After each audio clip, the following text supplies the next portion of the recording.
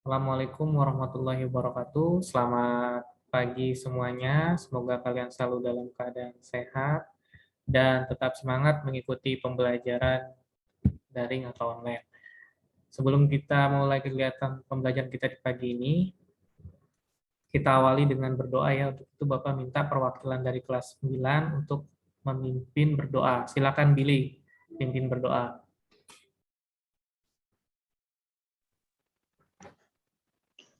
Sebelum belajar, alangkah baiknya kita berdoa menurut kepercayaan dan masing-masing berdoa mulai.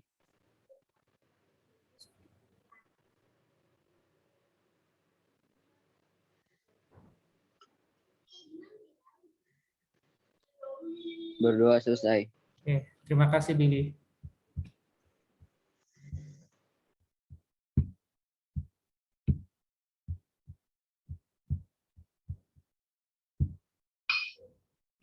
Untuk pertemuan pagi ini, materi IPA yang akan Bapak sampaikan judulnya reproduksi pada hewan.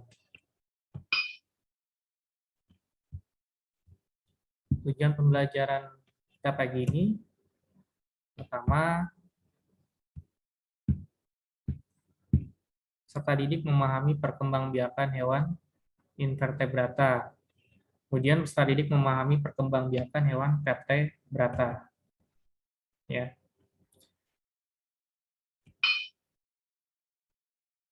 Perkembangbiakan hewan ini ada dua ya. Pertama secara generatif atau kawin, di mana hewan meleburkan sel kelamin jantan dengan sel telur betina. Yang kedua secara vegetatif atau tak kawin, di mana individu baru dihasilkan dari bagian tubuh induknya. Ini reproduksi hewan invertebrata. Coba Rahel, apa itu hewan invertebrata? Hewan invertebrata apa? Apa Rahel?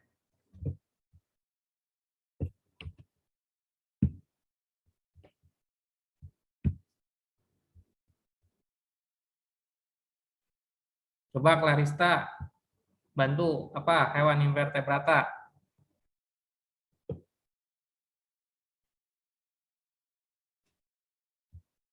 Apa?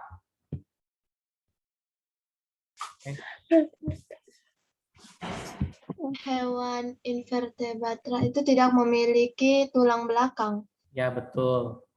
Hewan yang tidak memiliki tulang belakang. Ya. Hewan invertebrata ini berkembang biak secara aseksual. Membelah diri adalah pembelahan biner, yaitu pembelahan diri dari satu sel menjadi dua sel baru, misalnya terjadi pada protozoa, ini seperti gambar ini protozoa.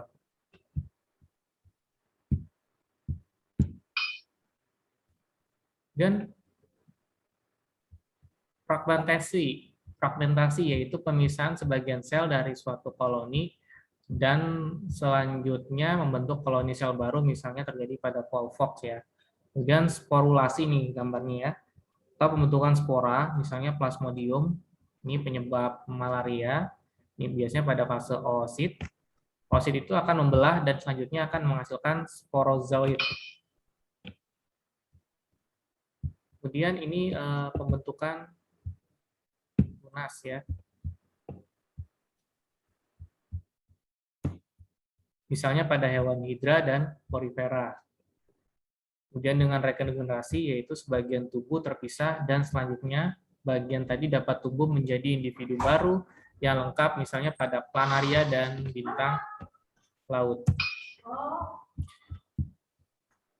Pada reproduksi seksual tidak selalu terjadi pembuahan, namun kadang-kadang dapat terbentuk individu baru tanpa adanya pembuahan, sehingga reproduksi secara kawin pada hewan invertebrata dapat dibedakan menjadi dua, tanpa pembuahan, yaitu pada peristiwa parthenogenesis, sel telur tanpa dibuahi dapat tumbuh menjadi individu baru, misalnya pada lebah jantan dan semut jantan.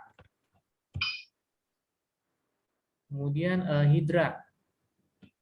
Ya, ini contoh dari yang seksual ya.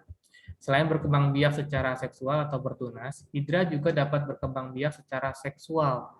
Perkembangbiakannya secara seksual diletakkan dengan pembentukan testis dan ovarium yang terdapat pada satu tubuh yang dinamakan hermafrodit ya. Alat tersebut menghasilkan spermatozoid daun ovum. Hasil pembuahannya adalah zigot yang selanjutnya akan berkembang menjadi hewan baru.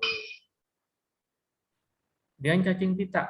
Tubuh cacing pita terdiri atas segmen-segmen yang disebut dengan proklotid. Pada setiap proklotid terdapat ovarium yang menghasilkan ovum dan testis yang menghasilkan sel sperma. Bila sel telur dan sel sperma sudah masak, maka terjadilah pembuahan di dalam proklotid yang menghasilkan zigot. Kemudian cacing tanah. Dalam tubuh cacing tanah terdapat beberapa segmen yang kulitnya menebal yang disebut dengan klitelum. Dalam segmen tersebut terdapat testis yang membentuk spermatozoid dan ovarium yang membentuk ovum. Walaupun ovum dan spermatozoid terdapat dalam satu tubuh, cacing tanah tidak pernah mengadakan pembuahan sendiri, tetapi melakukan perkawinan dengan mempertukarkan spermatozoid atau perkawinan silang. Kemudian serangga. Pada beberapa jenis serangga, misalnya lebah madu atau Apis indica, terdapat koloni yang terdiri atas ratu yang fertil, pejantan yang fertil, dan mati setelah kawin. Dan pekerja yang mandul atau steril, pada waktu kawin, sperma dari jantan disimpan dalam kantong sperma di induk betina. Sperma ini merupakan cadangan sperma selama ratu lebah ini hidup. Bila telur yang telah matang dibuahi oleh sperma, telur tersebut akan berkembang menjadi calon ratu, calon pekerja atau prajurit, sedangkan yang tidak dibuahi atau partenogenesis akan berkembang menjadi pejantan. Lebah pekerja dan prajurit menjadi mandul atau steril karena pengaruh lingkungan, itu karena kurangnya asumsi makan ya. Kemudian ini hewan vertebrata, berarti vertebrata yang memiliki tulang punggung ya. Vertebrata hanya dapat berkembang biak secara kawin atau seksual, yaitu melalui peleburan antara ovum dan spermatozoid. Pembuahan pada vertebrata dapat terjadi di luar tubuh maupun di dalam tubuh. Bila terjadi di luar tubuh disebut dengan fertilisasi eksternal, misalnya pada ikan dan katak. Bila pembuahan terjadi di dalam tubuh disebut fertilisasi internal, misalnya pada reptil, burung, dan hewan menyusui. Perkembangbiakan pada vertebrata dapat dibedakan di atas ya. Ini ovipar. Mungkin kamu di SD sudah pernah belajar ya. Ovipar atau bertelur ialah hewan yang meletakkan telur di luar tubuhnya. Embrio berkembang di dalam telur dan memperoleh sumber makanan dari cadangan makanan dalam telur. Misalnya ini ikan, burung, amfibi, dan sebagian reptilia. Kemudian ovovivipar, bertelur beranak, ialah hewan yang menghasilkan telur dan embrio yang berkembang dalam telur. Pembeda dengan ovipar adalah kelompok hewan ovovivipar tidak mengeluarkan telurnya dari dalam tubuh. Jadi, embrio tetap tumbuh di dalam telur tetapi tetap berada di dalam tubuh induknya. Saat menetas dan keluar dari tubuh induknya tampak seperti melahirkan. Misalnya ikan hiu, kadal, dan beberapa jenis ular. Kemudian vivipar atau beranak. Ialah hewan yang melahirkan anaknya. Embrio berkembang dalam tubuh induknya dan mendapatkan makanan dari induknya dengan perantaraan plasenta atau ari-ari. Misalnya manusia dan hewan menyusui lainnya. Dan ikan ya. Ikan termasuk hewan yang bersifat ovipar. Ikan tidak mempunyai organ perkawinan. Pembuahan terjadi di luar tubuh, yaitu di dalam air. Sekali bertelur, ikan mampu menghasilkan ribuan telur yang tidak dilindungi oleh cangkang. Telur yang telah dibuahi selanjutnya ada yang dibiarkan terapung-apung dalam air, dan ada yang ditempatkan dalam sarang dan dijaga oleh induknya. Ada yang ditempelkan pada tanaman dalam air, serta ada pula yang disimpan di dalam rongga mulut induk betina seperti pada mujair ya. Saat menetas dia keluar dari mulut induknya ya. Kemudian amfibi atau biasa disebut dengan katak ya. Seperti pada ikan, katak juga bertelur dengan fertilisasi eksternal. Ini pembuahannya terjadi di luar tubuh ya. Telur yang telah dibuahi akan bergerombol di permukaan air. Setelah 6 hari, telur akan menetas, menghasilkan berudu atau kecebong. Berudu hidup di dalam air dan bernapas dengan insang. Setelah mengalami metamorfosis selama 1-3 bulan, ia akan berubah bentuk menjadi katak. Pada umur 1 tahun, katak telah menjadi dewasa. Kemudian reptilia. Ada yang meletakkan telur atau ovivar, dan ada pula yang bersifat ovovivivar. Pembuahan terjadi dalam tubuh. Fertilasi internal. Telur dilindungi oleh cangkang. Telur yang dikeluarkan ada yang disembunyikan di dalam pasir, di dalam lumpur, dan ada yang dirami pada kadal telurnya menetas di dalam tubuh seperti ovovivivar. Biasanya untuk yang dirami ini biasanya ayam ya. Kalau untuk yang disembunyikan biasanya ini kadal, kemudian penyu ya. Ini. Kemudian aves atau burung ya, fertilisasi internal dengan kloaka. Semua jenis burung bereproduksi dengan cara bertelur atau ovivar. Ada burung yang mengerami telurnya dan ada yang menyimpannya dalam lubang-lubang yang ditutupi daun. Kemudian ada pula yang menyimpan telurnya di dalam pasir. Seekor burung sekali semusim hanya mampu bertelur beberapa butir saja.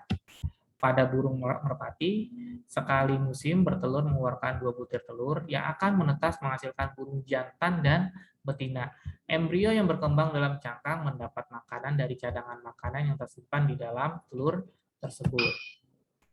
Kemudian mamalia, fertilisasi internal karena telah memiliki organ reproduksi sempurna, kecuali golongan hewan berparuh, bebek atau platypus.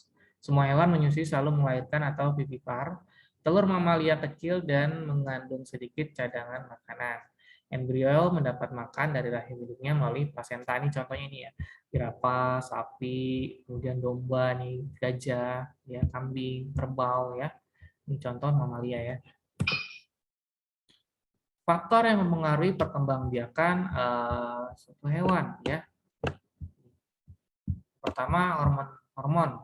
Hormon ini berpengaruh terhadap kesuburan hewan itu sendiri ya. Kemudian usia menjadi penentu efisien atau tidaknya untuk melakukan reproduksi. Contohnya ayam yang sudah terlalu tua dan sering bertelur maka akan mengeluarkan telur yang lebih sedikit dibandingkan dengan ayam yang berusia muda. Dia masih bisa mengeluarkan telur yang banyak ya.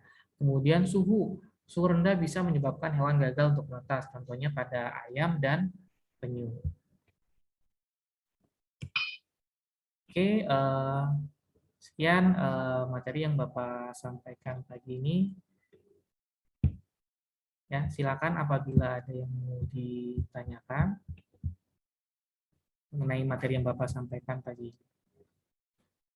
Clarista, bagaimana, ada yang ditanyakan tentang reproduksi pada hewan? Nggak ada, Pak. Oke. Elizabeth, ada yang ditanyakan? Enggak ada, Pak. Oke. Kalau misalkan kamu malu bertanya langsung, boleh melalui kolom chat ya, kolom chat Zoom boleh. Oke. Reko, ada yang ditanyakan? Enggak ada, Pak. Ada. Bunga? Udah Pak, nggak ada. Oke. Kalau tidak ada, berarti tugas kamu hari ini, tugasnya membuat resume atau catatan dari apa yang Bapak sampaikan pagi ini, kemudian nanti kamu kirim ke Edologi. Kemudian